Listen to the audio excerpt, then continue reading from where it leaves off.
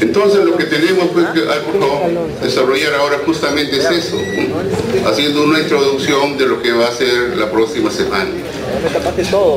Tenemos que saber diferenciar ante una eventualidad inesperada que se presenta.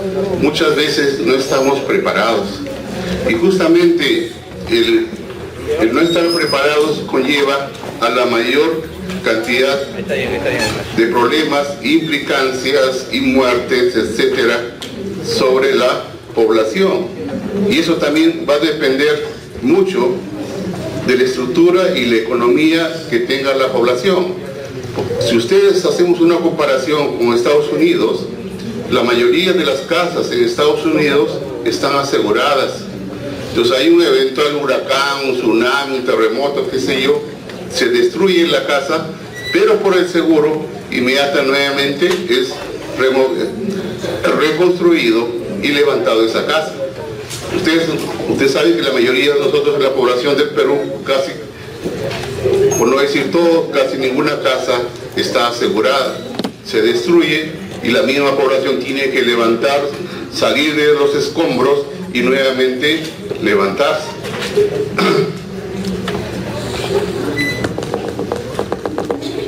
Entonces ha habido diferentes desastres que ha habido, ya sea en Ica, como ustedes saben, pero el más antiguo, como les decía, el más recordado es el de Yungay, el de Ica, el de Tarata también, el terremoto en Chile o el 12 de enero de 2010 en Puerto Príncipe.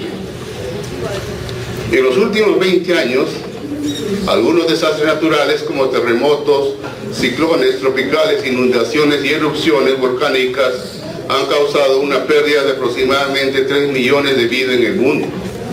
Han afectado por lo menos a 800 millones de personas y había una pérdida por más de 50.000 millones de dólares en daños, y en 1985 varios terremotos asolaron las zonas urbanas de Chile, México y Perú, causando muertes de más de 10.000 personas. Tenemos que saber diferenciar entre lo que es una emergencia y lo que es un desastre.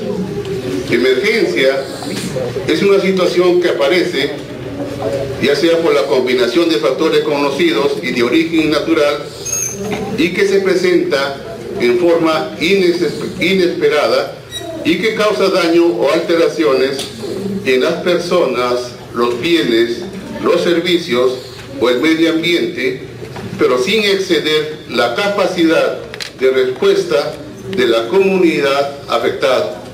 Yo soy de un distrito de Ica, mi población son 8.000 personas y hubo un terremoto en la cual afectó básicamente a 5, 10 o 20 muertos. El desperfecto de agua es parcial, pero mi misma población es capaz de responder ante esa capacidad de 10 muertos, ¿no? Entonces había una buena cantidad de casas afectadas, pero la capacidad de respuesta en cuanto económica y de salud, aparentemente la misma población puede responder. Si esa capacidad de respuesta de esa población es capaz de poder responder, estamos hablando de una emergencia, que es muy diferente a aquella alteración intensa en las personas, los bienes y los servicios y el medio ambiente causada por un suceso igual natural o provocado por la actividad humana, que van a exceder la capacidad de respuesta de la comunidad afectada. Hay más de 600 muertos, hay 2.500 heridos y la respuesta de los hospitales o de los centros de salud rebasa la capacidad de respuesta, no hay agua, no hay alimentación. Entonces, cuando ya rebasa la capacidad de respuesta de esa población y necesitan el apoyo externo, estamos hablando ya de un desastre.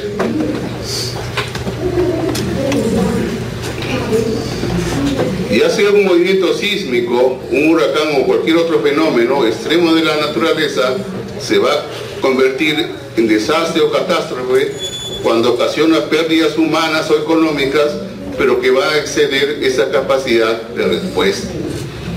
Y un desastre natural es solo cuando el problema social o económico es detonado por un fenómeno, básicamente por la naturaleza. Y esto debe mirarse desde el punto de vista básicamente de las vidas que se pierden y también desde el punto de vista económico. Tenemos una sequía, no hay agua y el calor es intenso, se mueren los animales, las plantas no crecen. Entonces esa población desde el punto de vista económico también se viene abajo. Y si no tiene una buena capacidad de respuesta, entonces esto va a afectar a la misma población, no va a tener que comer y por lo tanto va a afectar a toda la población y tiene que pedir ayuda externa. Constituye un obstáculo para el desarrollo económico y social de la región, especialmente en los países en desarrollo. Por ejemplo, una inundación arrastra la capa fértil del suelo y esto muchas veces tarda años en recuperarse. Según la Organización de las Naciones Unidas, los desastres se pueden clasificar ya sea en desastres naturales o desastres tecnológicos. Dentro de los desastres tecnológicos tenemos los incendios, las explosiones, derrames de sustancias químicas, contaminación ambiental, las guerras, la subversión, el terrorismo. Y dentro de los desastres naturales, ya sea estos van a ser producidos por la fuerza de la naturaleza, y a la cabeza tenemos los hechos por procesos dinámicos en el interior de la Tierra, los sismos, que no son más que movimientos de la corteza terrestre que van a ocasionar deformación intensas en las rocas del interior de la Tierra, en el cual se va a acumular la energía, y esa energía acumulada súbitamente es liberada en forma de ondas que sacuden la superficie terrestre. Hay zonas ya delimitadas, ¿no?, con gran capacidad de poder desarrollarse, en los cuales un sismo en cualquier momento. El terremoto viene del nombre griego sismo, llamado temblor o temblor de tierra, que no es más que una sacudida del terreno, como sabemos también que es debido al choque de las placas tectónicas y la liberación de esta energía y en el curso de una reorganización brusca de materiales tanto de la corteza terrestre al superar el estado de equilibrio mecánico. Muchas veces este sismo o terremoto, si solamente sismo o terremoto, no causa tanto, muchas veces daño, tanto en la población como en la misma, tal vez de viviendas pueden ser afectadas. Pero muchas veces estos terremotos, sobre todo si es en las regiones, no de la costa, sino de la sierra, esto puede traer también deslizamientos y aluviones, y ese es el mayor efecto deleterio que puede pasar, como pasó en eso de Yungay en el año 70. En el año 70 se produce el terremoto, pero por favor, se produce el terremoto, hay destrucción de casas y mueren las personas, pero no tanta magnitud porque la población todavía estaba ahí. A ver, por favor, después termina el terremoto, se desliza la nieve del Huascarán y arrasa con todo, y llevando tierra, piedras, todo, y arrasa todo Yungay. Si hubiera sido solamente el terremoto, probablemente no estaríamos hablando de tanto desastre que se produjo en Yungay. En Yungay se produce el terremoto, calma el terremoto, pero inmediatamente viene el deslizamiento de la nevada, y cuando baja no solamente lleva parte del hielo, sino también arrastra agua, tierra, piedras, y más o menos dicen de 8 a 10 metros de altura, y que arrastró con toda la población. Entonces, estos terremotos causan consecuencias de deslizamientos, provocan que piedras, tierras, vegetación desciendan por la montaña y arrastren todo lo que encuentren en su paso. Los huracanes son vientos que sobrepasan más de 24 kilómetros por hora como consecuencia de la interacción del aire caliente y húmedo, tanto que viene del Océano Pacífico, con el aire frío. Tenemos los grandes tsunamis. Eso se produce cuando el suelo del océano, en un borde de la placa, se eleva o se desciende de repente, desplaza el agua que hay sobre él y la lanza en forma de olas ondulantes que se convertirán en tsunamis de gran altura. Inclusive pueden llegar a una altura de 30.5 metros hacia el interior, y la mayoría de los tsunamis se producen aproximadamente un 80% en el Océano Pacífico y en el Cinturón de Fuego. Los tsunamis han causado a lo largo de los años numerosos desastres en comunidades costeras, y es más frecuente también en la ciudad de Japón. Nosotros estamos comúnmente, sale a la luz en cuanto a las posibilidades de erupciones volcánicas, como la de Arequipa, son consecuencias del aumento de temperatura en el magma que se encuentra en el interior del manto terrestre, y esto se va a expulsar la lava hirviendo que se encuentra en el magma, y a través no solamente, a la vez lleva también cenizas y gases del interior de la Tierra a la superficie. Su violencia se va a relacionar con la acidez de la lava y con la riqueza de estas. En cambio, los derrumbes no es más que la caída de una franja de terreno que pierde su estabilidad. Es el movimiento descendente del suelo, rocas y materiales, lo que lleva una masa de tierra y escombros se van a desprender y baja por la pendiente hasta encontrar un sitio plano, pero arrasa con todo. Y las tormentas no son más que fenómenos atmosféricos producidos por descargas eléctricas en la atmósfera, por lo general acompañadas por vientos fuertes, lluvia copiosa y a veces nieve y granizo.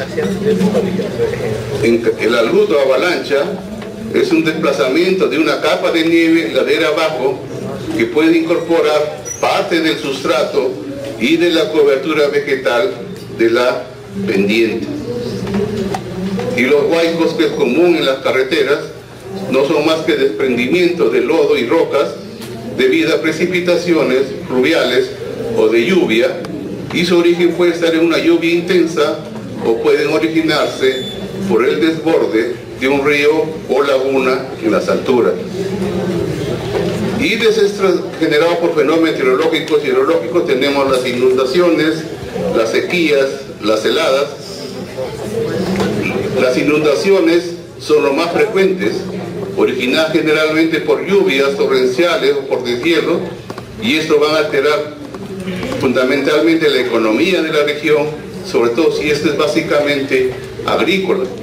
Al retirarse el agua arrastra la capa fértil del suelo, va a contaminar los suelos, por lo que se presentan también el gran riesgo de que se produzca epidemias. Pueden generar aluviones de barro que arrasan con lo que se encuentran a su paso. En cambio, las sequías va a ocasionar un desastre, ya sea por la falta de agua potable, por la disminución del caudal de los ríos y arroyos y el agotamiento de las napas freáticas. Por ejemplo, en sequía de Sahel en África entre 1969 y 1973 murieron más de 200.000 personas de hambre. Emigraron por las pérdidas de las cosechas y la muerte del ganado. En cambio, las heladas es un fenómeno climático que va a consistir en un descenso de la temperatura ambiental a niveles al punto de congelación del agua, hace que el agua o el vapor que esté en el aire se congele, y causando a la vez también daños a nivel de plantas y animales, haciendo escasez la alimentación y la economía.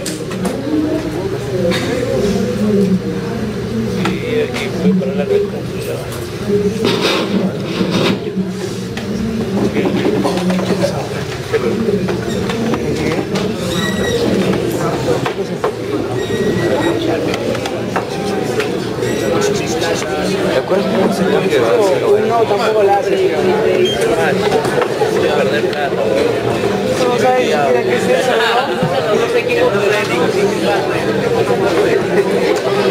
Pero uno la tenía más fácil, ¿ah? No, guardar más difícil. Uno la tenía más fácil. Mira, que al final sí, el internacional es blanca. Pedro. Bien pasado, tus conversaciones,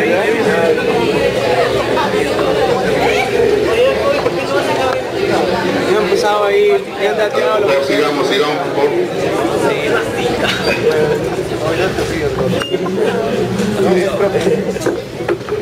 Cuando decimos que nosotros mismos, por favor, o la población es vulnerable. El ser vulnerable significa que no vamos a tener la capacidad de responder ante un acto inesperado. Si yo voy solo, ¿no es cierto?, a las 11 de la noche, a los barracones del Callao sin tener ningún dispositivo, yo voy a ser muy vulnerable a que en cualquier momento pueda ser asaltado, inclusive puede afectar mi vida. Pero si ya yo voy con 2 o 3 amigos, o si son policías, mejor todavía, entonces la capacidad de ser vulnerable o no va a estar en relación. Ser vulnerable a un fenómeno natural es ser susceptible de sufrir daño y tener la dificultad de recuperarse de ello.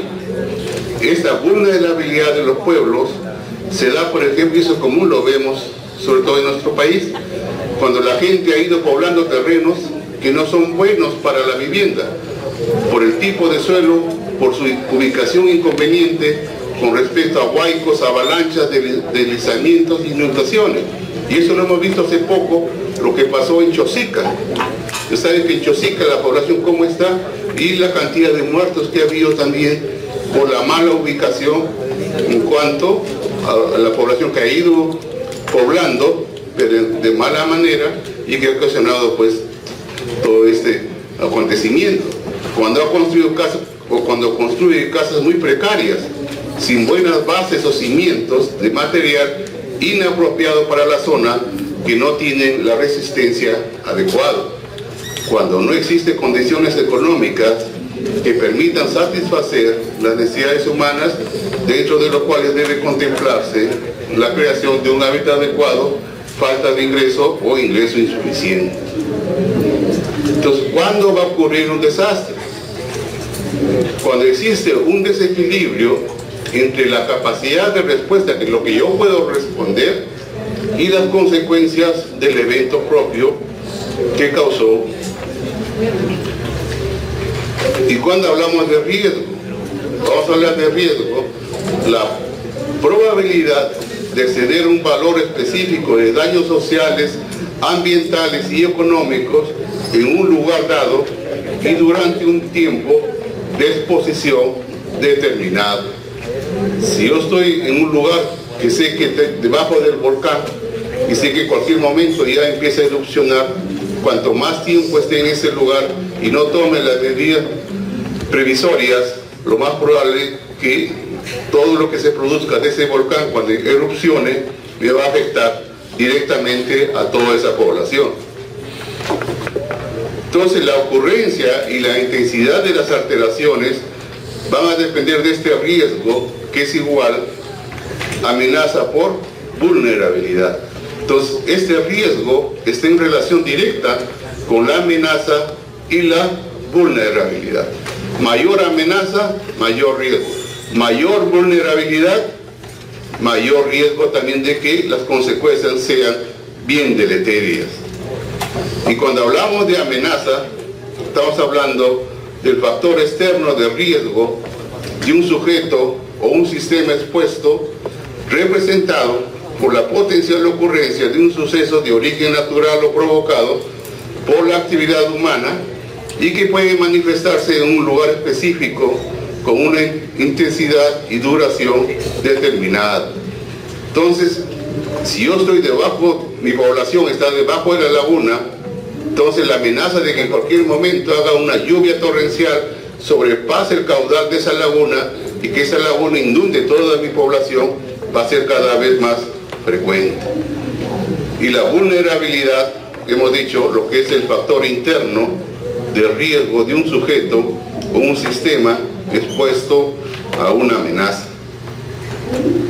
Entonces, si hablamos de un centro hospitalario, por ejemplo, hay los componentes de la vulnerabilidad hospitalaria. Uno primero es la vulnerabilidad organizativa funcional, básicamente referido a la organización de los planes, los preparativos y entrenamiento del grupo humano para hacer frente a un riesgo identificado. Y cuando hablamos de vulnerabilidad no estructural, referido a todo aquello que completa la infraestructura del establecimiento, paredes no importantes, falsos techos, dinteles, puertas, ventanas, instalaciones, equipamiento empotrado, etc.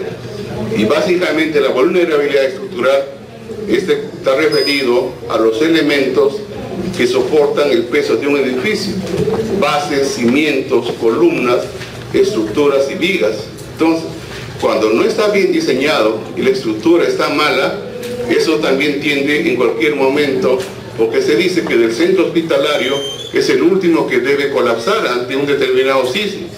Pero se ha hecho un recuento, y eso nos van a informar probablemente la otra semana, de los centros hospitalarios. Si hubiera un terremoto de una escala de 8 o 9, de los centros hospitalarios, de los diferentes centros hospitalarios, se cree que solamente a nivel de los grandes hospitales, 10 o 12, solamente queden 2 o 3 nomás aptos para poder recibir a los heridos.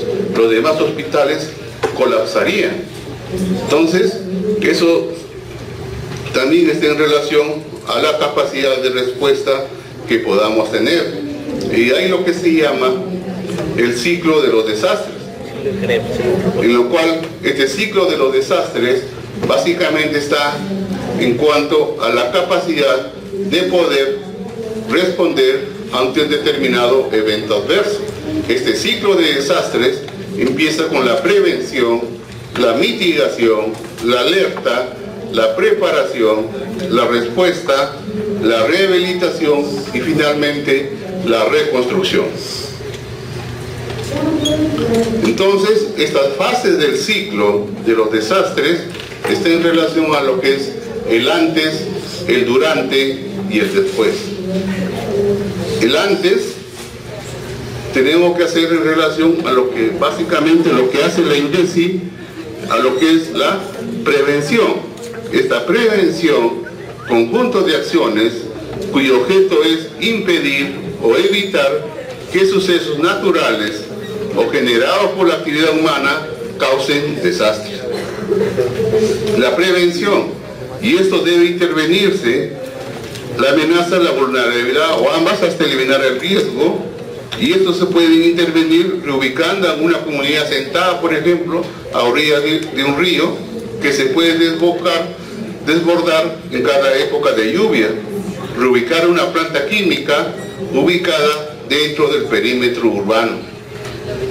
El otro, la mitigación, que es el resultado de una intervención dirigida a reducir los riesgos.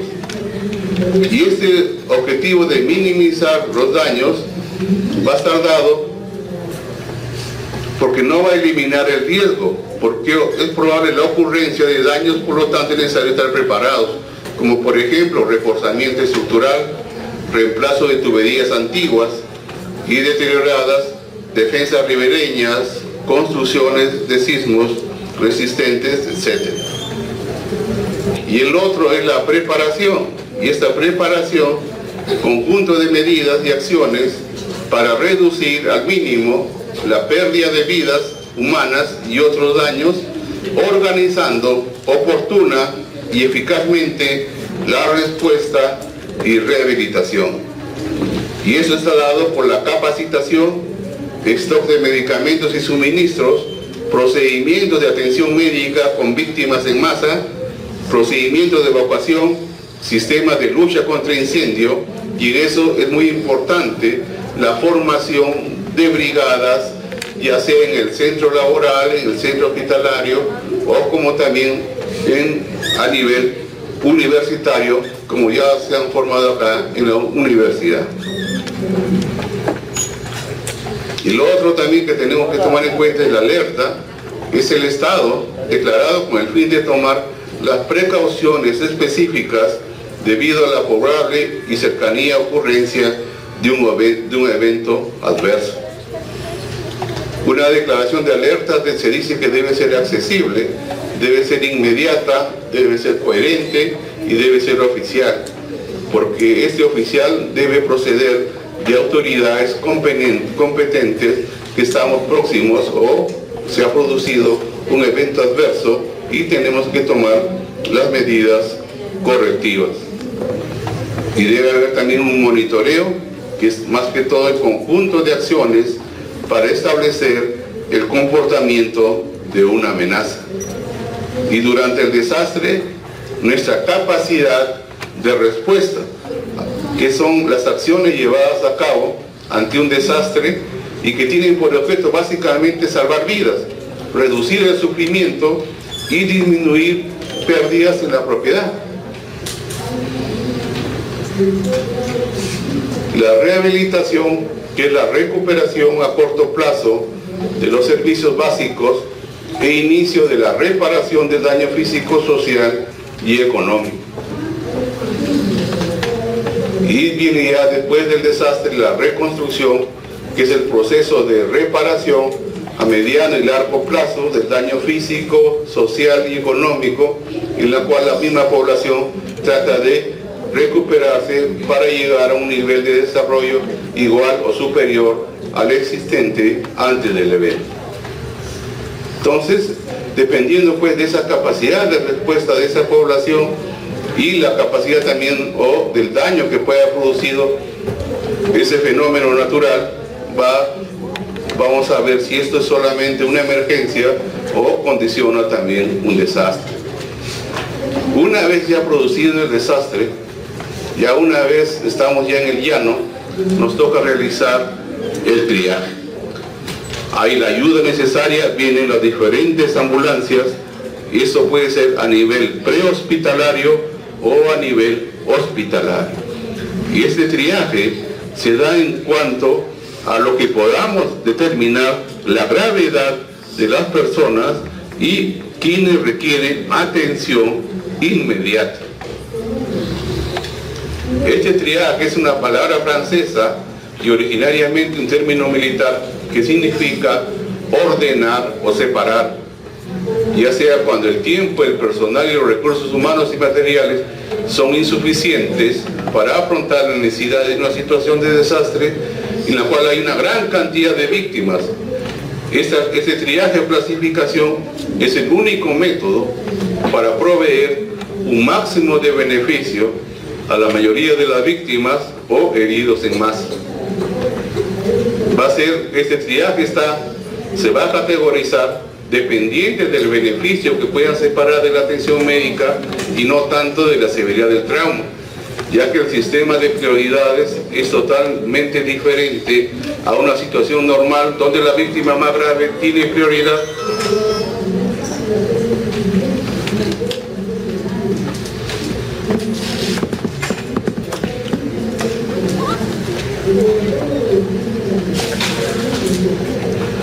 Tiene más prioridad sin tener en cuenta el pronóstico inmediato.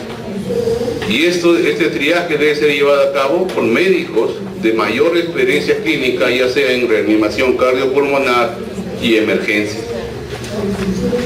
Hay diferentes, ustedes pueden abrir en internet, hay diferentes clasificaciones de triaje. Una de las clasificaciones, por ejemplo, es el SHORT, en la cual, ¿qué significa SHORT? Esa palabra, S-H-O-R-T. El primero es que sale caminando, o sea, clasificamos, tenemos 20 o 50 heridos, tenemos los primeros que salen caminando, si puede hablar sin dificultad, o si esas víctimas obedecen órdenes sencillas, o si respira, y si tiene heridas para taponar las heridas. Según esta técnica yo voy clasificando de acuerdo Si el paciente camina, lo voy separando. Si el paciente no puede caminar, pero habla, entonces le doy una cierta tarjeta, obedece órdenes sencillas, o el paciente respira, y si no respira, esta clasificación está dado en relación, como vamos a ver, a la tarjeta que yo le voy a poner. Así tenemos, hay 4 tipos de tarjetas ya establecidas: una tarjeta verde, una tarjeta amarilla, una tarjeta roja o una tarjeta negra. Entonces yo evalúo, tengo 80, 100 heridos, empiezo a evaluar a los pacientes, pueden caminar. Entonces yo le digo, los que están ahí, vengan a mí o caminen. Y los que vienen y los que pueden caminar, inmediatamente se les pone tarjeta verde. Si no pueden caminar, hablan sin dificultad y obedecen órdenes sencillas, sí, se les pone también inmediatamente la tarjeta amarilla. Si no pueden hablar, hablan con dificultad y no obedecen órdenes sencillas, pero respira y hay signos de circulación. Si hay signos de circulación y respira, se pone rojo, pero si no respira, ya se pone muerto, se pone tarjeta negra inmediatamente. Entonces las tarjetas van a ser negro, rojo, amarillo y verde. Acá podemos usar también cintas, ¿no?, de colores de 30 centímetros por 1 pulgada de ancho. Tenemos una gran cantidad de víctimas ahí y que tenemos que clasificarlas. Entonces, tarjeta negra, tarjeta roja, tarjeta verde y tarjeta amarilla. Y el triaje tenemos que hacerlo ahí. Hay un montón de víctimas. No podemos perder mucho tiempo, sobre todo en el prehospitalario. Y este triaje es una evaluación médica rápida de víctimas para determinar prioridades de atención según su gravedad y canalizarlas al ambiente correspondiente.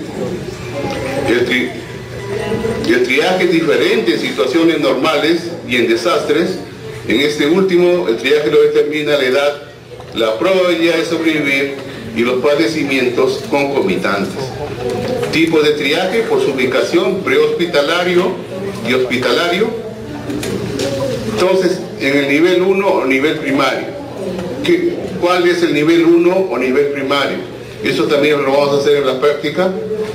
El nivel 1 o nivel primario es el mismo centro donde están todas las víctimas. Hemos llegado acá, somos de la Universidad San Martín de Porres, hemos llegado con nuestra ambulancia, tenemos nuestro equipo necesario y necesitamos evacuar. Uno de nosotros es el encargado, ¿no?, de básicamente el de mayor experiencia, el de tomar la batuta. Entonces, este nivel primario, nivel 1, nivel primario, es el mismo lugar del evento. Entonces, estamos acá y a unos 6-8 metros tenemos 100, 200 heridos. Es el núcleo donde se ha producido básicamente donde están las víctimas. Ahí tenemos que hacer ese triaje. Vuelvo a repetir, este nivel 1 primario es donde están todas las víctimas ahí, dispersas por diferentes formas. Ahí tenemos que hacer el primer triaje, hacer una evaluación diagnóstica inicial de los lesionados, prestar un auxilio inmediato en los casos en los que haya compromiso directo de la vida del lesionado y clasificar los lesionados de acuerdo con la evaluación inicial de sus lesiones y asignarles una prioridad y trasladar a los lesionados al módulo de estabilización y clasificación más cercano. Luego detrás mío, a ver, por favor, yo estoy acá y yo voy a clasificar, tengo como a mi atrás están 5, 8, 10 camilleros, con esos técnicos o camilleros que yo les digo, según la tarjeta que yo le voy poniendo, si yo le pongo tarjeta roja, inmediatamente el que está a mi atrás de la camilla lo pasa al paciente, inmediatamente lo lleva a este puesto. A ver, por favor, a este módulo de estabilización o puesto médico de avanzada, que ya son carpas, en los cuales están ya médicos emergencistas, están los cirujanos de tórax, traumatólogos, ¿no?, de repente hay gestantes, ginecostetras. Entonces, en estos módulos de avanzada o de estabilización ya son carpas especiales que están diseñadas para la atención según la prioridad que yo le estoy poniendo. Inmediatamente van a estos módulos de estabilización donde ya le están esperando los médicos especialistas y de acuerdo también a lo que tenga el paciente o la víctima, inmediatamente puede ser estabilizada.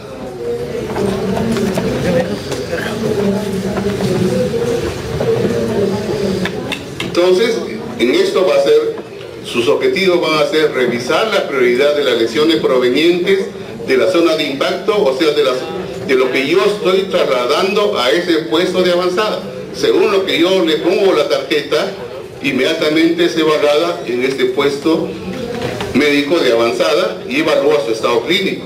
Estabiliza a los lesionados de acuerdo con la valoración clínica, traslada a los lesionados hacia las unidades hospitalarias de acuerdo con la prioridad asignada y la complejidad de cada institución.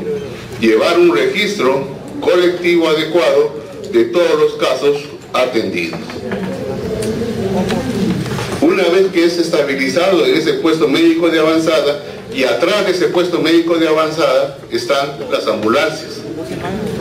Y esas ambulancias son lo que trasladan inmediatamente a los pacientes más críticos previamente estabilizados.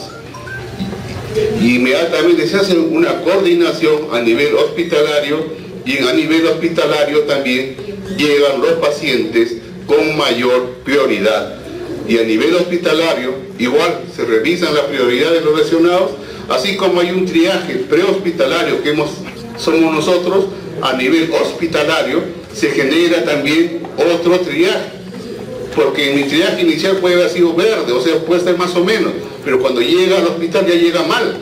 Entonces en el hospital, a nivel hospitalario, tiene que haber también otro triaje para clasificar a las víctimas que van llegando en las ambulancias provenientes del lugar del evento. Ahí también a nivel hospitalario se revisa la prioridad de los lesionados, ¿no?, provenientes de la zona de impacto y del módulo de estabilización o del puesto médico de avanzada, y evaluamos su estabilidad, su estado clínico. Se estabilizan los lesionados con la valoración clínica, brindar tratamiento hospitalario a los lesionados, ya sea rayos X, necesitan sangre, laboratorio, y trasladamos a los lesionados hacia otras unidades hospitalarias de acuerdo a la racionalización de los recursos según la complejidad de cada institución. De repente lo hemos llevado a un centro hospitalario, hospital de Vitarte, por decirle, pero no tiene neurocirujano y es un paciente que tiene una lesión craneal, que tiene Glasgow 10. Entonces de ese centro hospitalario se tiene que trasladar a otro centro hospitalario de mayor complejidad. Entonces, este triaje por atención está en relación a 4 tarjetas: rojo, amarillo, verde o negro. La prioridad 1 es la emergencia súbita externa, que eso tiene que ser atendido sí o sí, inmediatamente, no puede perder tiempo, ni un segundo. Inmediatamente cuando le ponemos tarjeta roja, tiene que ser atendido inmediatamente, si no se muere este paciente. El amarillo, una urgencia mayor; el verde, una urgencia menor; y el 4 ya cadáver. Entonces, este triaje está en relación al estado del paciente. Se va a poner verde cuando el paciente está estable; amarillo, paciente puede esperar; rojo, paciente agudo, no espera nada, inmediatamente es atendido; y negro, paciente muere. Entonces, las diferentes tarjetas y el triaje prehospitalario, si bien es cierto, hay el triaje short, hay otro tipo de triajes también, pero el que nos parece a nosotros más didáctico, ¿no?, más fácil de comprender y más fácil de desarrollar, y lo que vamos a desarrollar en la práctica es el llamado, a ver por favor, el triaje STAR.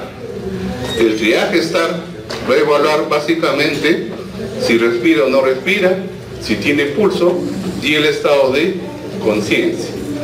Y eso se da a nivel prehospitalario. Entonces, este triaje STAR, como vuelvo a repetir, para nosotros nos parece el más didáctico y más fácil de realizar, sobre todo a nivel prehospitalario. Evalúa básicamente la respiración, evalúa la vía aérea, evalúa la circulación y evalúa el estado de conciencia. Entonces, el primer paso.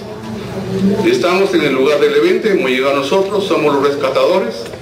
Estamos acá y como le digo, detrás mío hay 8 o 10 camilleros y tengo 80, 100 víctimas ahí.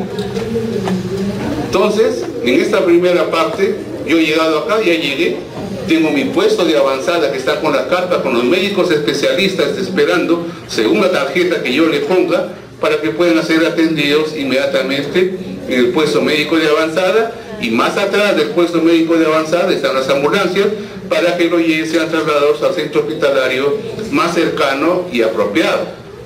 Entonces, mi función de mí es básica, fundamental. Porque yo voy a decir a este paciente, no, inmediatamente, puede esperar, pero si me equivoco, el paciente que tiene grandes posibilidades de sobrevivir y le pongo no, que puede esperar o no se lo lleve, o no he tomado la medida previsoria, lo más probable es también que fallezca ese paciente. Entonces, en este primer paso estoy en el lugar del evento, tengo las 80, 100 víctimas, levanto mi mano, ¿no es cierto? Soy médico de la Universidad San Martín de Porres, hemos venido a ayudarles, se supone con un megáfono, hemos venido a ayudarles. Por favor, acérquense los que puedan caminar hacia mí, acérquense los que puedan caminar hacia mí. Entonces, como les digo, 80 o 100 personas, entonces se supone que van a escuchar, y los que puedan escuchar van a venir caminando. Entonces, esos que vienen caminando hacia mí van a ser, ¿qué significa? Que su estado de conciencia está adecuado, me han entendido y tienen buena capacidad todavía de responder. Entonces, esos que vienen hacia mí, una vez que yo ya les he comunicado, ¿no es cierto? Al llegar al foco, después de asegurar su acceso, nos identificaremos con las víctimas y pediremos que todos los que puedan caminar se acerquen hacia nosotros. Inmediatamente los que se acerquen hacia nosotros, tengo que tener yo, alguien también apoyo, que tenga las tarjetas.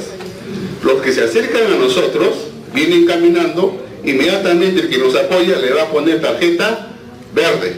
Entonces, los que se acercan a nosotros van a ser los verdes. Inmediatamente le colocamos tarjeta verde. Esos son los ambulatorios. Inclusive algunos de ellos pueden servirnos incluso de ayuda. El segundo paso. Entonces hay un grupo en el cual yo me he identificado y han venido. Entonces los demás se han quedado ahí.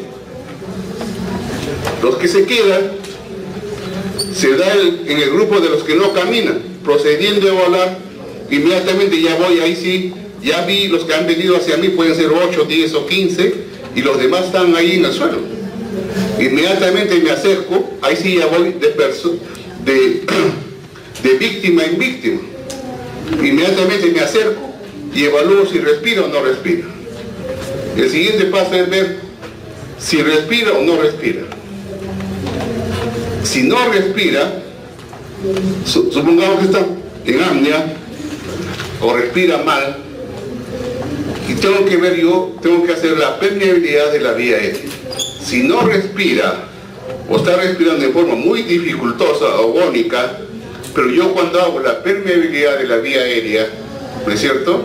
Hago la permeabilidad de la vía aérea, el levantamiento mandibular, el paciente, si no respiraba, ya respira, y si respiraba mal, y con la permeabilidad de la vía aérea, el paciente mejora su respiración, pero está respirando, ¿no es cierto? Entonces, tengo que reconocer también aquellos negativos. Si no respira, yo permeabilizo la vía aérea. Y si no respiraba, no sigue respirando. O si estaba mal respirando, sigue todavía así totalmente agónico, no mejora, inmediatamente le pongo tarjeta negra. No espero más. Inmediatamente veo, ¿respira o no respira? Si no respira, hago la permeabilidad de la vía aérea. Si no sigue respirando, está en apnea el paciente, o sigue todavía con severa dificultad respiratoria y no respira, entonces le pongo inmediatamente tarjeta negra.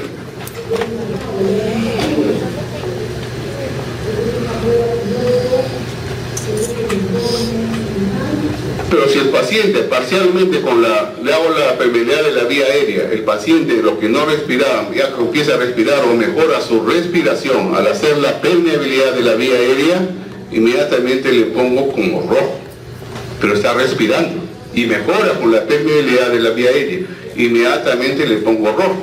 ¿Y qué significa ponerle rojo?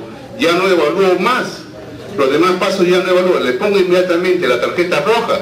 El que está a mí atrás con la camilla inmediatamente agarra al paciente y lo lleva al puesto médico de avanzada.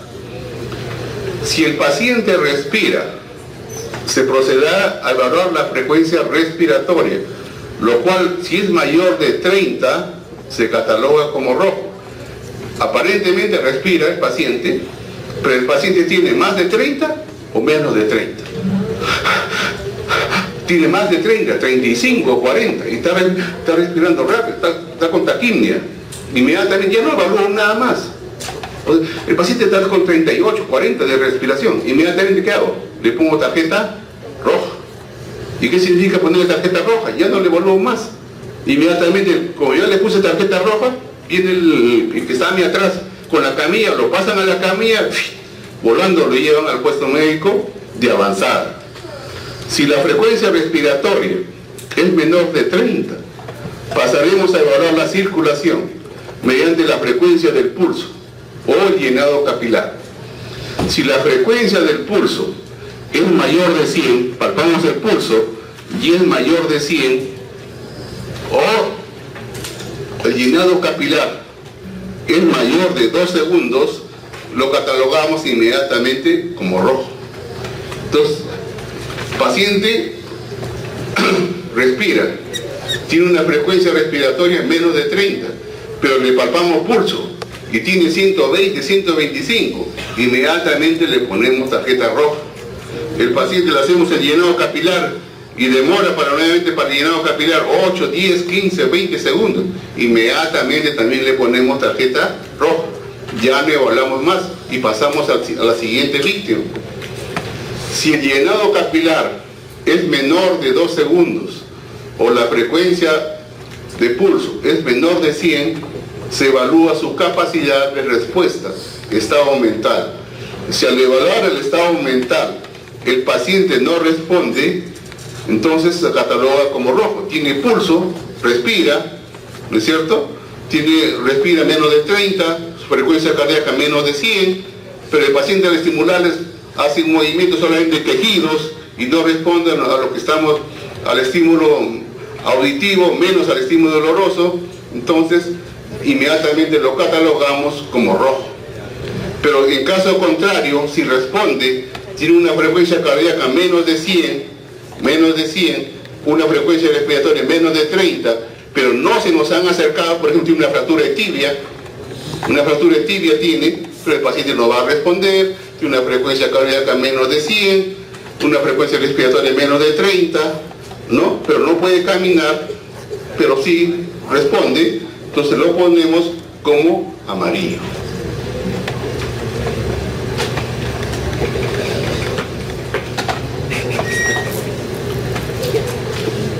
Entonces siempre tomar en cuenta básicamente, esto es inmediatamente lo que se trata es no perder el tiempo.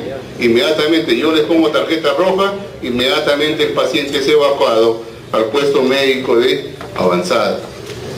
En el puesto médico de avanzada, lo que les decía, son las víctimas que van a llegar donde ustedes lo están enviando de acuerdo a esa prioridad, de acuerdo a la tarjeta que ustedes les pongan. Tarjeta roja, inmediatamente en el puesto médico de avanzada, inmediatamente es el que va a recibir la primera atención.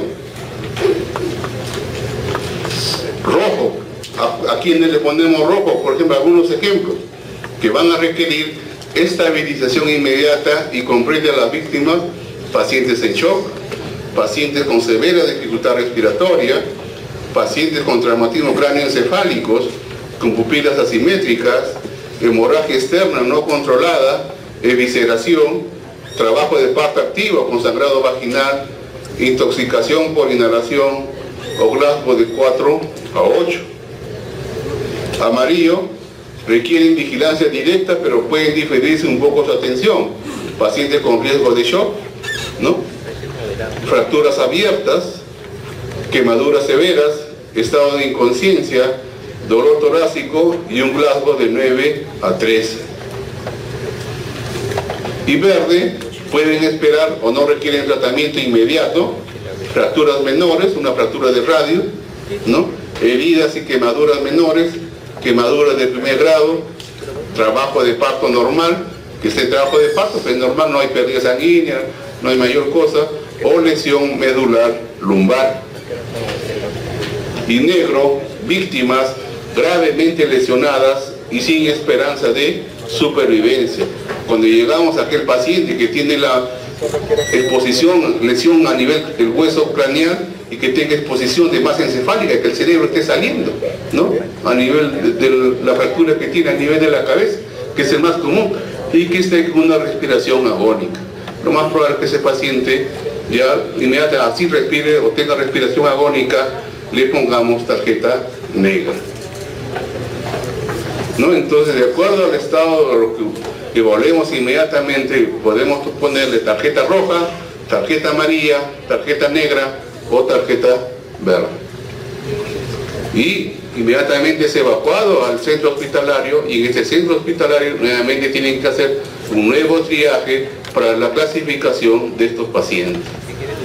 Y tenemos las brigadas, que son las brigadas de defensa civil, que son más que células básicas constituidas por la población organizada para actuar en caso de desastre. Va a cubrir las áreas especializadas de remoción de escombros, atención en primeros auxilios, extinción de incendios, control básico de epidemias, instalación de refugios y otra que defina el INDECI o determine las circunstancias. ¿Qué perfil tiene que tener este brigadista? Gozar de buena salud física y mental, un espíritu especial con fines humanitarios, no tener antecedentes judiciales y penales, estar consciente de su vocación de servicio, no ser menor de 16 años ni mayor de 40, ¿no? Disponibilidad permanente, pudiendo ser requerido a cualquier hora y día por el Comité de Defensa Civil respectivo, y ser respetuoso, disciplinado y respetuoso de las normas. Hay brigadas de evacuación, brigadas de primeros auxilios y brigadas de seguridad contra incendios. Y esta conformación de brigadas, quién, qué, cuándo, dónde, cómo, para qué, siempre hay un jefe responsable que es designado, ¿no?, por unanimidad. Esta conformación de brigadas está conformada por un jefe mayormente, y por los integrantes pueden ser entre 8 y 9 en promedio. Esta conformación de brigadas debe tener uniformes, debe tener radio, o sea, comunicaciones, botiquín de primeros auxilios, kits para evacuación, linternas, pilas, pito. Dentro de la brigada de evacuación tiene que ser antes de una emergencia, durante y después. Antes de una emergencia, la función de los brigadistas de evacuación tienen que reconocer las zonas de peligro, seguridad y rutas de evacuación del centro asistencial o centro donde van a desarrollar sus funciones, ya sea en la universidad, en un centro laboral, etc. Colabora con la Comisión de Inspecciones Técnicas a fin de mantener y o colocar las señales de seguridad en buen estado, y a la vez promover y participar en ejercicios de evacuación por cualquier tipo de emergencia, sismo, inundación, incendio, tsunami, etc. Durante la emergencia, ¿cuál es la función de estos brigadistas de evacuación? Abrirán la puerta de escape en caso se encuentren cerradas al iniciar la evacuación de acuerdo a la emergencia producida, lograr que sus compañeros logren la calma, que muchas veces no se llega a controlar. De acuerdo a la emergencia producida, hacen que sus compañeros se ubiquen en zonas de seguridad interna del centro asistencial, costado de columna, alejado de las ventanas, y al evacuar colabora con los brigadistas de primeros auxilios. Mantiene comunicación con los demás brigadas de los otros pisos a fin de que las rutas de escape se encuentran libres de obstáculos. Y después de la emergencia, una vez instalados en la zona de seguridad externa, promueven la calma y animan a sus compañeros. Recorren las instalaciones del centro asistencial a fin de localizar al personal que no haya podido evacuar debido a que fue herido o atrapado. Y enviarán un representante al Comité de Seguridad y Defensa a fin de recibir las indicaciones correspondientes. siempre por un jefe y los integrantes, y la brigada de primeros auxilios, antes, durante y después. Antes de la emergencia, organiza el botiquín de primeros auxilios básicos y promueve a participar en ejercicios de evacuación, sismo, inundación, incendio. Durante la emergencia, de acuerdo a la emergencia ocurrida, se instalan en las zonas de seguridad interna, portando el botiquín de primeros auxilios, y al evaluar el área donde laboran, ayudan a sus compañeros que pudieron haber sufrido algún tipo de lesiones menores y la estabilización de víctimas con lesiones mayores. Y después de la emergencia van a clasificar a los heridos según prioridades de atención y o referencia, y proporcionar a los heridos la atención médica y o psicológica según corresponde. Y la Brigada de Seguridad contra Incendios, antes de la emergencia, van a recibir instrucciones sobre manejo de extintores, cortes de fluido eléctrico, promueven y participan en ejercicios de evacuación, y durante la emergencia, según esté planeado, abrirán la puerta de salida, cortarán el fluido eléctrico y cerrarán las llaves de agua y gas, y si hubiera indicios de incendios, avisarán a los bomberos y procederán a combatirlo con los medios a su alcance, extintores, y en caso de haber personas atrapadas, viabilizarán su rescate. Después de la emergencia, si no se han hecho, procederán a cortar el fluido eléctrico y cerrar las llaves de gas y agua, recorrerán las instalaciones del centro asistencial para localizar a personal que no haya podido evacuar debido a que se encuentra herido o atrapado, y de acuerdo al plan asistencial mantendrán la puerta principal del centro de salud abierta o cerrada. Entonces, ante todo, de evacuación es siempre la coordinación que debe haber en cuanto a lo que podamos desarrollar y prevenir estos acontecimientos.